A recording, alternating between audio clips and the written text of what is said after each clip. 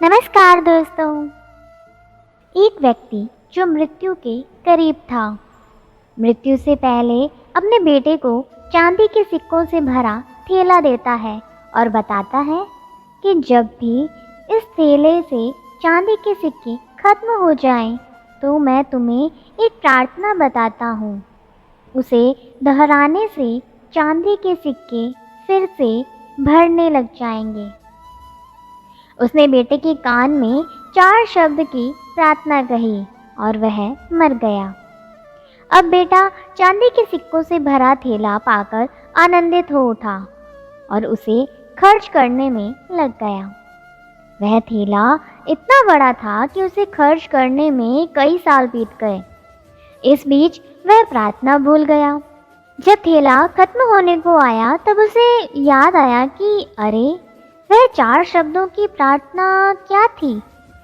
उसने बहुत याद किया, उसे याद ही नहीं आया। अब वह लोगों से पूछने लगा। पहले पड़ोसी से पूछता है कि ऐसी कोई प्रार्थना तुम जानते हो क्या जिसमें 4 शब्द हैं। पड़ोसी ने कहा, हाँ, एक 4 शब्दों की प्रार्थना मुझे मालूम है। ईश्वर मेरी मदद करो। उसने सुना और उसे लगा कि ये वे शब्द नहीं हैं, कुछ अलग थे। कुछ सुना होता तो हमें जाना पहचाना सा लगता। फिर भी उसने वह शब्द बहुत बार दोहराए, लेकिन चांदी के सिक्के नहीं बढ़े, तो वह बहुत दुखी हुआ। फिर एक दिन एक ब्राह्मण से मिला। उन्होंने बताया कि ईश्वर तुम महान हो, ये 4 शब्दों की प्रार्थना हो सकती है, मगर इसके दोहराने से भी थैला नहीं भरा। फिर वह एक धनिक से मिला। उसने कहा, ईश्वर मुझे धन दो। यह प्रार्थना भी कारगर साबित नहीं हुई। वह बहुत उदास हुआ। उसने सभी से मिलकर देखा, मगर उसे वह प्रार्थना नहीं मिली जो पिताजी ने बताई थी। वह उदास होकर घर में बैठा हुआ था, तब एक भिखारी साधु उसके दरवाजे पर आया। उसने कहा, सुबह से कुछ नहीं खाया, खाने के लिए कुछ हो तो दो। उस लड़के ने बचा हुआ खाना भिखारी साधु को दे दिया। उस भिखारी साधु ने खाना खाकर बर्तन वापस लौटाया और ईश्वर से प्रार्थना की, हे ईश्वर तुम्हारा धन्यवाद। अचानक वह चौंक पड़ा और चिल्लाया कि अरे, यही तो वह 4 शब्द थे। उसने वह शब्द दोहराने शुरू कर दिए, हे ईश्वर तुम्हारा धन्यवाद, और उसके सिक्के भरते गए। इस तरह उसका पूरा थैला भर गया। इससे समझें कि उसने किसी की मदद की, तब उसे वह मंत्र फिर से मिल गया, हे ईश्वर तुम्हारा धन्यवाद। यही उच्च प्रार्थना है, क्योंकि जिस चीज़ के प्रति हम धन्यवाद देते हैं वह चीज़ बढ़ती है। अगर पैसे के लिए धन्यवाद देते हैं तो पैसा बढ़ता है, प्रेम के लिए धन्यवाद देते हैं तो प्रेम बढ़ता है।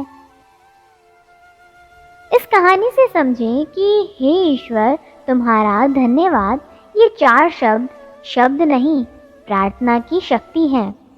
अगर यह 4 शब्द दोहराना किसी के लिए कठिन है तो इसे 3 शब्दों में कह सकते हैं, ईश्वर तुम्हारा धन्यवाद। यह 3 शब्द भी ज़्यादा लग रहे हों तो 2 शब्द कहें, ईश्वर धन्यवाद। और 2 शब्द भी ज़्यादा लग रहे हों तो फिर एक ही शब्द कह सकते हैं, धन्यवाद। आइए हम सब मिलकर एक साथ धन्यवाद दें उस ईश्वर को जिसने हमें मनुष्य जन्म दिया और उसमें दी 2 बातें, पहली सांस का चलना और दूसरी सत्य की प्यास। यही प्यास हमें खोजी से भक्त बनाएगी। भक्ति और प्रार्थना से होगा आनंद, परम आनंद, तेज आनंद। ईश्वर के धन्यवाद की एक और कहानी। एक थे राजा सूर्यसेन। वह बहुत बड़े दानी थे। उनका प्रतिदिन का नियम था, सवेरे जल्दी उठते, नदी में स्नान करके पूजा पाठ करते तथा उसके बाद गरीबों को दान दिया करते। तब जाकर वह अन्न जल ग्रहण किया करते थे। उनकी दयालुता की भावना देखकर उनके आसपास के शत्रु राजा भी मन ही मन बहुत प्रभावित थे। राजा सूर्यसेन के राज्य में प्रतिदिन सैकड़ों संख्या में भिक्षुक आते थे। उन भिक्षुकों में दो व्यक्ति, जिनका नाम रोहन व सोहन था, कई वर्षों से लगातार राजमहल में आते थे। अब तो राजा उनको नाम से भी पहचानने लगे थे। वे दोनों बहुत ईमानदार थे, अर्थात जितना एक दिन के लिए पर्याप्त होता उतना ही दान लिया करते थे। कई बार राजा ने उनको अधिक दान देने का प्रयास भी किया, किंतु वे दोनों सिर्फ उतना ही दान स्वीकारते जिससे उनको 2 वक्त का खाना मिल जाए। दोनों में एक विशेष बात थी कि दान लेने के बाद रोहन तो राजा का धन्यवाद करता, किंतु सोहन कहता, हे ईश्वर, आपका धन्यवाद। राजा को लगता कि दान तो मैं देता हूँ, लेकिन सोहन कभी मुझे धन्यवाद नहीं करता, बल्कि हर बार यही कहता है कि ईश्वर का धन्यवाद। यहाँ पर राजा का अहंकार जाग जाता था। वह चाहता था कि सोहन भी रोहन की तरह ही उसको धन्यवाद दे। एक बार जब राजा दान दे रहे थे तो हमेशा की तरह रोहन ने कहा, महाराज, आपका बहुत बहुत धन्यवाद। तो सोहन ने दान लेने के बाद कहा, ईश्वर, आपका बहुत बहुत धन्यवाद। उस दिन राजा ने सभी भिक्षुकों को तो जाने दिया, किंतु उन दोनों को राजमहल में रुकने को कहा। राजा ने पहले रोहन को अपने बाग में भेजा। रोहन बड़ा खुश था कि राजा ने मुझे अपने बाग में जाने का अवसर दिया। वह बाग की खूबसूरती में इतना खो गया कि आसपास का ध्यान ही ना रहा।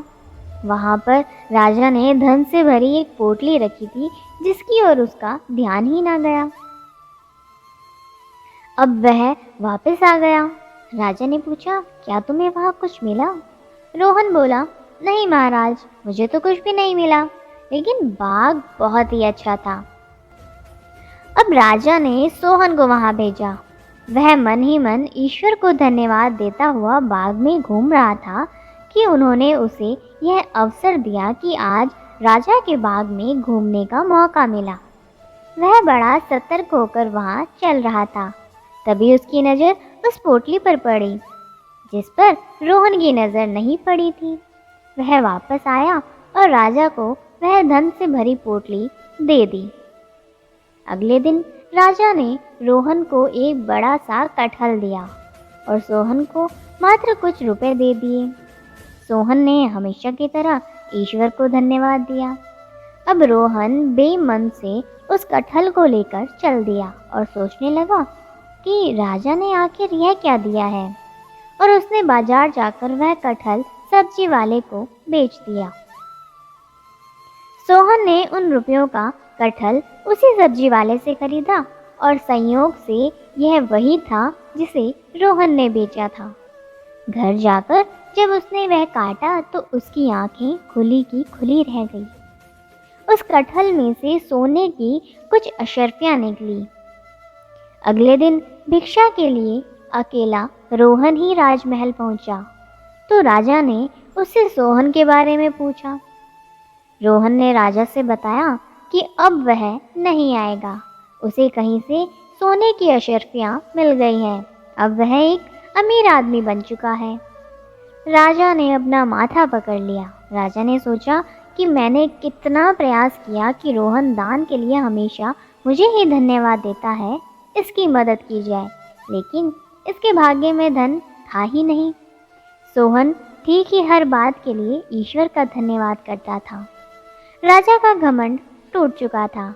अब राजा ने कहा, हे ईश्वर, मुझे सही राह दिखाने के लिए आपका धन्यवाद। कहानी से सीख, हमारे पास जो कुछ भी है वह ईश्वर की कृपा से ही प्राप्त हुआ है, इसलिए हमें घमंड तथा दूसरों से ईर्ष्या कभी नहीं करनी चाहिए। बोलो जय श्री राम। फिर मिलेंगे दोस्तों एक नई कहानी के साथ। तब तक के लिए हंसते रहें, मुस्कुराते रहें, अपना ख्याल रखें और इसी तरह हमारे साथ जुड़े रहें। धन्यवाद।